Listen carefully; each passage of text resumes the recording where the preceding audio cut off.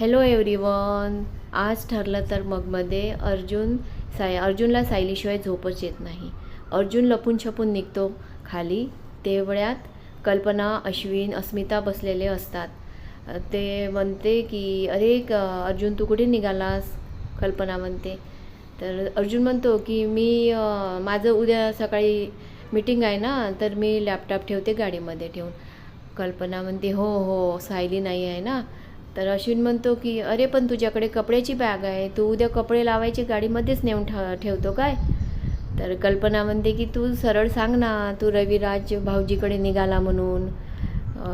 अस्मिता म्हणते की तुला सायलीशिवाय एक दिवस पण करमत नाही ना. तर कल्पना म्हणते हो ठीक आहे, जा तू सायलीकडे, पण आता उठवू नको, तू ती झोपली असेल, सकाळी तिच्याशी बोल. तर अर्जुन म्हणतो mamma you are great. Sayali जेव्हा झोपलेली असते तेव्हा रविराज आणि प्रतिमा दोघेही येतात. ती शांत झोपलेली असते.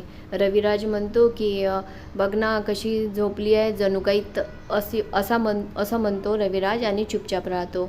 तर कल्पना म्हणतो तन्वीसारखाच ना, आली ना आठवण. अहो आपण तिला आपल्या जीवनातून काढून टाकू शकत नाही. तर ते आपल्या रूममधून निघायला लागतात. तेवढ्यात अर्जुन येतो. अर्जुनला पाहून अरे अर्जुन तू इथे. अर्जुन म्हणतो हो मी आलो. आता आज तू इथेच झोपणार आहे ना. हां मी इथेच राहतो, जातो मी जाऊन झोपा म्हणतो. आणि अर्जुन बसतो सायलीजवळ. सायली झोपलेली असते. तिच्या पोटावरती हात ठेवतो आणि बाळाला म्हणतो मिस यू बाळा, मी तुझ्यावर प्रेम करतो बाळा आणि मम्मीवरती पण करतो, पण मम्मी जेव्हा हात ठेवते कमरेवर आणि मला ओरडते ना, तेव्हा मला खूप राग येतो. तू सांग ना मम्मीला की माझ्यावर फक्त प्रेम कर, माझ्यावर ओरडू नको. अच्छा बाळा, तू आईला काय म्हणशील? आई म्हणशील, मम्मी म्हणशील की माम म्हणशील? आणि मला काय म्हणशील? बाबा म्हणशील की डॅड म्हणशील की अर्जुन सायली म्हणशील? तुला जे म्हणायचं ते म्हण बाळा, पण माझ्यापेक्षा सायलीवरच जास्त प्रेम कर. तुझ्या आईवरती जास्त प्रेम कर, कारण ती तुला 9 महिने वाढवते. गुड नाईट पिल्लू म्हणतो अर्जुन. इकडे सचिन जेलमध्ये प्रियाला भेटायला जातो. सचिनला सांगतं पोलीस की 3 नंबर रूम. सचिन इकडे येतो, पण सचिनला ती दिसत नाही 3 नंबर रूममध्ये. इकडे प्रिया लेडी कॉन्स्टेबलला म्हणते की मला सचिनला फोन लावून द्या. तर नंबर पाठ आहे, बरं झाला तुम्ही नंबर लावून द्या. 3दा लावते पोलीस, पण लागत नाही. तर ती म्हणते पोलीस की तुझं कितीदा ऐकायचं ग, ठेव फोन आणि निघितून.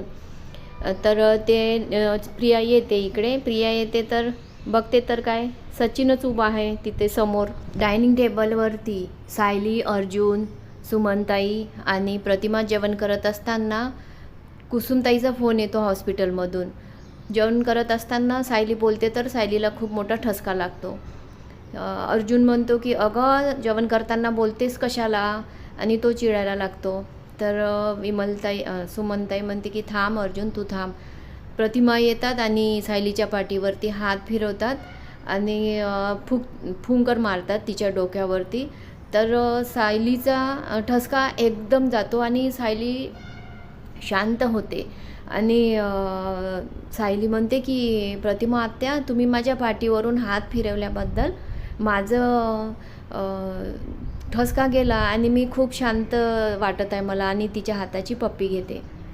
ते प्रतिमा म्हणते की तन्वी लहान असताना असंच तिला ठसका गेला होता. तर तिला मी असं पाठीवर फुंकर घातली होती डोक्यावरती आणि पाठीवर हात फिरवला, तिचा ठसका गेला.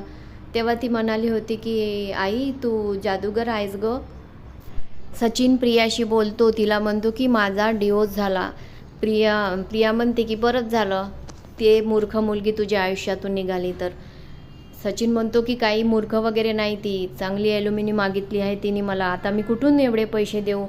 अण्णाकडूनच मागितले असते, पण अण्णा आजकाल वेगळ्याच भूमिकेमध्ये आहे. आपल्या दोघांचे आयुष्य सुभेदारांनी बर्बाद केले.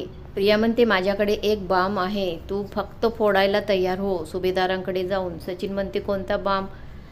प्रिया म्हणते की मी अश्विनची बाळाची होणारी आई आहे.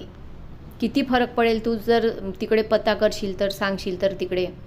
हॉस्पिटलमध्ये मधुभाऊला डिस्चार्ज देतो म्हणतात डॉक्टर, तर अर्जुन चिडतो की त्या दिवशी असं झाल्यामुळे तुम्ही डिस्चार्ज देत आहे ना. सायली म्हणते थांबा थोडं, चिडू नका तुम्ही.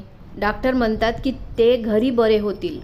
इकडे अस्मिताला जायचं असतं इंटरव्ह्यूला, पण तिला बाळाला कुठे ठेवायचं हा प्रश्न पडतो. ती म्हणते की सायली असती तर मी सांगितलं असतं. ओके बाय बाय, भेटू उद्या, बाय.